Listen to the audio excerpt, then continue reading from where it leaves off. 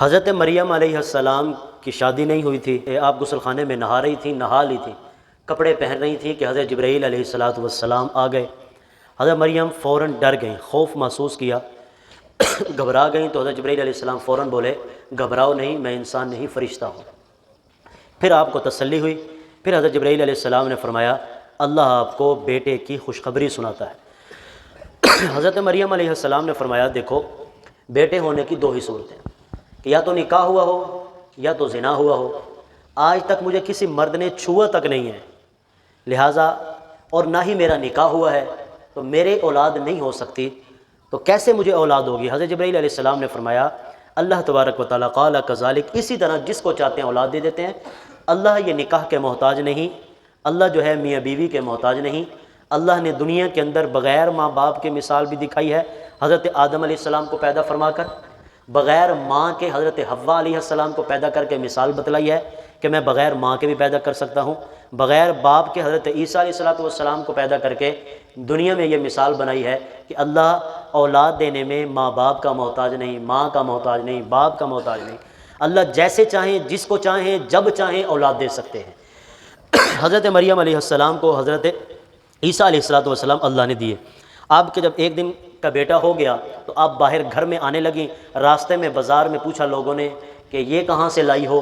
آپ کے تو ماں باپ، آپ کا تو خاندان بڑا نیک ہے، تو آپ یہ کہاں سے بچہ لائی ہو جبکہ آپ کا تو نکاح ہی نہیں ہوا؟ حضرت مریم علیہ السلام نے فرمایا مجھے خود کو پتہ نہیں ہے، اسی بچے سے پوچھ لو یہ کون ہے، کہاں سے آیا ہے۔ اللہ تبارک و تعالیٰ نے حضرت عیسیٰ علیہ السلام کو ایک دن کا بچہ ہے قوت گویائی عطا فرمائی۔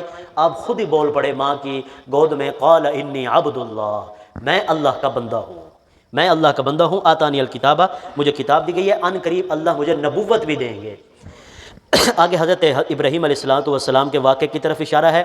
حضرت ابراہیم علیہ السلام کے باپ آزر کافر تھے اور بتوں کے ہول سیل کا کام کرتے تھے، بہت بڑے کافر تھے یعنی۔ حضرت ابراہیم علیہ السلام نے بڑا سمجھایا لیکن جب باپ نہ سمجھا، پھر باپ نے دھمکیاں دینا شروع کر دیں کہ آپ کو ہم سولی پہ لٹکا دیں گے یا وطن سے بے وطن کر دیں گے، آپ اس تبلیغ کو ختم کریں۔ حضرت ابراہیم علیہ السلام نے فرمایا اس دعوت کو تو میں چھوڑ نہیں سکتا۔ آگے حضرت موسیٰ علیہ السلام کے واقعے کی طرف دو آیتوں میں اللہ نے اشارہ فرمایا۔ پھر حضرت اسماعیل علیہ السلام کی تعریف فرمائی کہ حضرت اسماعیل علیہ السلام نبی گزرے ہیں، سچے گزرے ہیں، وعدے کے بہت زیادہ سچے تھے اور وقت کے پابند تھے، رسول بھی تھے، نبی بھی تھے، خود بھی نماز پڑھتے، گھر والوں کو بھی کہتے، خود بھی زکوٰۃ دیتے، گھر والوں کو بھی زکوٰۃ کا کہتے۔ اس کے بعد حضرت ادریس علیہ السلام کے واقعے کی طرف اشارہ ہے کہ حضرت ادریس علیہ السلام صدیقہ سچے تھے، نبیًا اور نبی تھے، ورفعناہ، اور اللہ نے ان کو بھی بہت بڑا بلند مقام عطا فرمایا۔ اس صورت کے آخر میں اللہ فرما رہے ہیں لوگ مجھے گالیاں دیتے ہیں۔ اسی طرح حضور علیہ السلام نے فرمایا لوگ اللہ کو گالیاں دیتے ہیں جبکہ لوگوں کا حق نہیں بنتا کہ اللہ کو گالیاں نکالیں۔ کیسے فرمایا کہ اللہ کے لیے اولاد کو ثابت کرتے ہیں گویا اللہ کو گالیاں نکالتے ہیں۔ میں جب کوئی بندہ اللہ کے لیے اولاد کو ثابت کرتا ہے تو آسمان اور زمین کا دل کرتا ہے ہم پھٹ جائیں اور ریزہ ریزہ ہو جائیں۔ یعنی یہ پہاڑ اور یہ زمینیں جبکہ ان کے اندر شعور نہیں ہمارے انسانوں جیسا، اللہ فرما رہے ہیں یہ ان کے اندر انسانوں والا شعور نہیں ہے، انہیں بھی یہ بات پسند نہیں ہے کہ اللہ کے لیے اولاد کوئی ثابت کرے، چہ جائے کہ انسان ثابت کرے۔ آگے سورۃ طٰہٰ، اس سورت کا نام طٰہٰ اس لیے رکھا کیونکہ اس کی پہلی آیت ہی طٰہٰ ہے، اسی مناسبت سے سورت کا نام سورۃ طٰہٰ رکھا۔ اس سورت کی پہلی 10 آیات سن کر حضرت عمر بن خطاب رضی اللہ تعالیٰ عنہ مسلمان ہو چکے تھے، اسلام میں داخل ہو چکے تھے۔ پتہ چلا قرآن میں اللہ نے بڑی تاثیر رکھی ہے کہ جو پتھر دل سے پتھر دلوں کو نرم کر دیتا ہے۔ حضرت عمر بن خطاب جیسا سخت آدمی کوئی نہیں تھا، لیکن صرف 10 آیات سن کے مسلمان ہو گئے تھے کہ یہ کلام کسی عام انسان کا کلام نہیں۔ آگے یہ پوری صورت آدھے سپارے کی صورت ہے، حضرت موسیٰ علیہ السلام کے واقعہ ہے تفصیل کے ساتھ کہ حضرت موسیٰ علیہ السلام بچپن میں پیدا ہوئے، فرعون دشمن تھا، نجومی پیچھے لگے ہوئے تھے، آپ کی والدہ کو اللہ نے وحی کی کہ ان کو دریا میں چھوڑ دو، صندوق میں بند کر کے دریا میں چھوڑا۔ فرعون کے گھر کے سامنے سے گزرا، ماتحتوں نے پکڑ لیا، دیکھا کہ بچہ ہے، قتل کرنے لگے، لیکن فرعون کی بیوی جو ہے اس نے قتل نہ کرنے دیا کہ یہ ہمارے ہاں بچہ کوئی نہیں، اولاد کوئی نہیں، لہٰذا اس بچے کو اگر ہم پال لیں تو کتنا پیارا ہے۔ فرعون پہلے تو ماننا نہیں، لیکن بیوی کی بات تھی، اصرار کیا بیوی نے، بعد میں مان گیا، لیکن فرعون نے یہ بھی کہا کہ مجھے اس بچے سے خطرہ بڑا ہے، لیکن اللہ نے دشمن کے گھر میں پال کر مجھے اور آپ کو سبق دیا کہ اللہ سب کچھ کر سکتے ہیں۔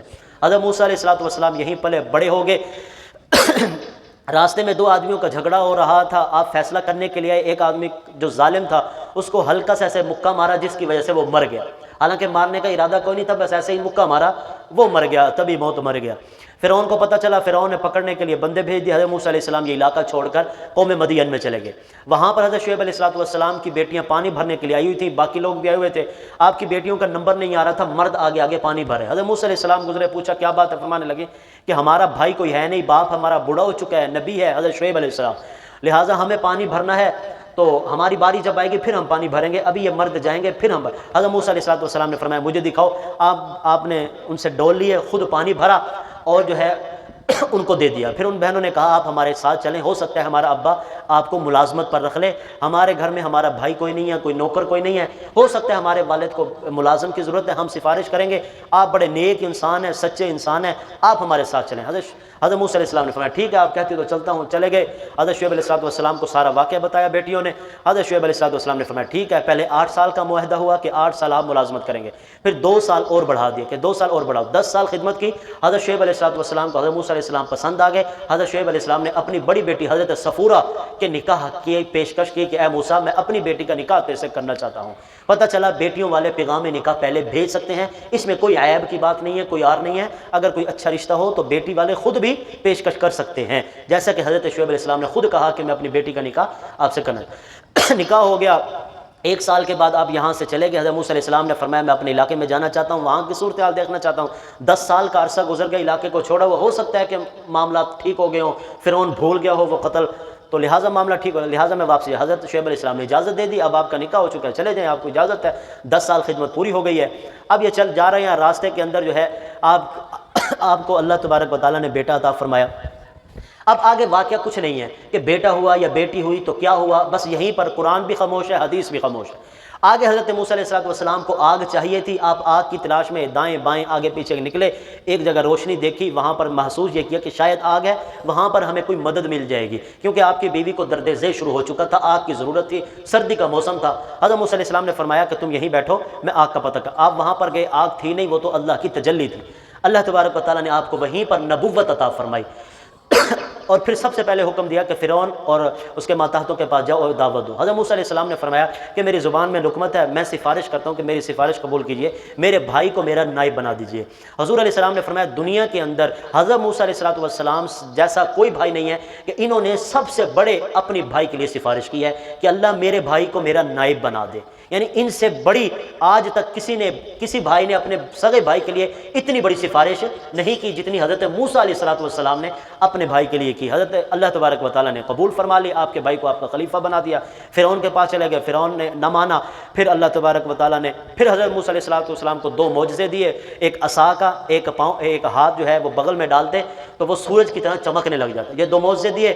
فرعون پہلے ڈر گیا، کہنے لگا کہ اب میں ایمان لاتا ہوں۔ جب حضرت موسیٰ علیہ السلام نے عصا کو دوبارہ پکڑا، پھر فرعون پینترا بدل گیا، کہنے لگا یہ تو جادو ہے، مقابلہ کرواؤں گا۔ مقابلہ ہو گیا، ایک میدان سجا، عید کا دن تھا جہاں سب لوگ جمع ہوتے ہیں، بڑے بڑے جادوگر اس نے اکٹھا کیے، تقریباً 70,000 جادوگر اکٹھا کیے، سب نے جو ہے اپنی اپنی رسیوں کو پھینکا، سانپ بن گئے، کم و بیش 1.5 لاکھ سانپ بن گئے۔ ادھر حضرت موسیٰ علیہ السلام نے اپنا عصا پھینکا، یہ ایک ہی اژدہا بنا، ایک ہی اژدہا 1.5 لاکھ سانپوں کو ایک ہی لقمے کے اندر نکل گیا۔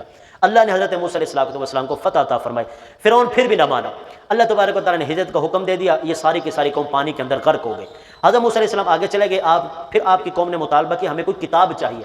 حضرت موسیٰ علیہ السلام نے فرمایا ٹھیک ہے میں کتاب لے آتا ہوں۔ آپ کو بلایا، اللہ نے 30 راتوں کا اعتکاف، پھر 10 راتیں اور بڑھا دی، 40 دن کا اعتکاف کیا تو رات کتاب ملی، تو رات کتاب واپس لے کر آئے۔ قوم نے کہا یہ تو کتاب مشکل ہے، ہمیں تو کوئی آسان کتاب چاہیے۔ حضرت موسیٰ علیہ السلام نے فرمایا تم بڑی عجیب قوم ہو، تمہارے کہنے پر میں وہاں گیا ہوں، کتاب لے کر آؤں، 40 دن کا اعتکاف کیا ہے اور اب تم کہہ رہے ہو یہ کتاب مشکل ہے، یا تو تم مجھے کہتے ہی نہ، تمہارے کہنے پر گیا ہوں اور یہ کتاب مشکل نہیں ہے، تم نے چونکہ ابھی تک ان مسائل کو دیکھا نہیں، پڑھا نہیں، سمجھا نہیں، اس لیے تمہیں مشکل لگ رہا ہے، جب عمل کرو گے تو یہ آسان ہو جائے گی۔ اسی طرح حضرت موسیٰ علیہ السلام جب وہاں گئے تھے تو پیچھے سے ایک سامری تھا، سامری کے پاس جو ہے حضرت جبرائیل علیہ السلام کے گھوڑے کے پاؤں کے نیچے مٹی اس نے جو ہے وہ اٹھا رکھی تھی۔ اس کا کرشمہ یہ تھا وہ جس بچڑے کے اندر ڈالتے، بتوں کے اندر ڈالتے، وہ بولنے لگ جاتا تھا۔ سامری نے جو ہے سارے گھروں سے زیورات اکٹھے کیے، اس کو بچڑے کی شکل بنایا، پھر اس میں وہ مٹی بھر دی، وہ ٹی ٹی کی آوازیں کرنے لگ گیا۔ سامری نے کہا حضرت موسیٰ علیہ السلام 30 دن ہو گئے ابھی تک واپس نہیں آئے، تمہارا خدا یہی بچڑا ہے، اسی کی بات ساری قوم جو ہے بگڑ گئی بچڑے کی بات۔ حضرت موسیٰ علیہ السلام واپسی آئے، ہارون علیہ السلام کی داڑھی کو پکڑا، پھر بھائی کو کہا تجھے میں خلیفہ بنا کر گیا تھا کہ قوم کا خیال رکھ، تو نے کیا کیا ہے کہ ساری قوم بچڑے کی عبادت کرنے لگے۔ بھائی نے کہا میری داڑھی کو تو چھوڑے، میرے اوپر غصہ نہ ہو، میں نے آپ کی قوم کو بڑا سمجھایا، یہ سمجھی نہیں ہے، میں نے بڑا سمجھایا۔ یہ پورا کا پورا واقعہ حضرت موسیٰ علیہ السلام کا اس سورۃ طٰہٰ کے اندر اللہ تبارک و تعالیٰ نے بیان فرمایا۔ آخر میں فرمایا حضرت آدم علیہ السلام کو اللہ نے ساری مخلوقات میں سے اشرف المخلوقات بنایا۔ جب حضرت آدم علیہ السلام کو بنا لیا تو سب کو حکم دیا کہ سجدہ کرو، سب نے سجدہ کیا الا ابلیس ابا، سوائے شیطان کے، شیطان نے سجدہ کرنے سے انکار کر دیا۔ کیوں؟ تکبر کیا کہ کہنے لگا میں زیادہ بہتر ہوں اس انسان سے۔ تو اس نے یہ نہیں دیکھا کہ حکم کس کا ہے، اس نے بلکہ یہ دیکھا کہ میں اعلیٰ ہوں، انسان ادنا ہے، یہ مٹی سے بنا ہے۔ اس لیے ایاز غلام جو سلطان محمود غزنوی کا غلام تھا، اس نے کہا کاش کہ اس کے اندر ایاز غلام جتنی ہی ذہانت ہوتی، یہ نہ دیکھتا کہ بہتر کون ہے، اعلیٰ کون ہے، ادنا کون ہے، یہ دیکھتا کہ حکم کس کا ہے، بس میرے آقا کا حکم ہے، میرے مولا کا حکم ہے، بس میں کر گزروں۔ تو لہٰذا اس نے انکار کر دیا، اللہ نے پھر اس کو دنیا آخرت میں ذلیل کر دیا۔ سورۃ الانبیاء، اس سورت کے اندر چونکہ حضرت انبیاء کرام علیہم الصلاۃ کے واقعات ہیں، اسی مناسبت سے سورت کا نام سورۃ الانبیاء رکھا۔ لا یسأل عما یفعل وہم یسألون، اللہ فرما رہے ہیں دنیا میں جو کچھ ہو رہا ہے یہ صرف اور صرف اللہ کی ذات کر رہی ہے، کسی کو جرت نہیں، اجازت نہیں وہ اللہ سے کوئی سوال کرے کہ یہ کیوں کیا، یہ کیوں نہیں کیا، اس کو موت کیوں آ گئی، اس کو موت کیوں نہیں آئی۔ کوئی بندہ اللہ سے کوئی سوال کرنے کا حقدار، ہاں اللہ فرما رہے ہیں اللہ تم سے ضرور سوال کرے گا، ایک ایک سیکنڈ کا، ایک ایک پل کا تمہارے سے اللہ تبارک و تعالیٰ حساب کریں گے۔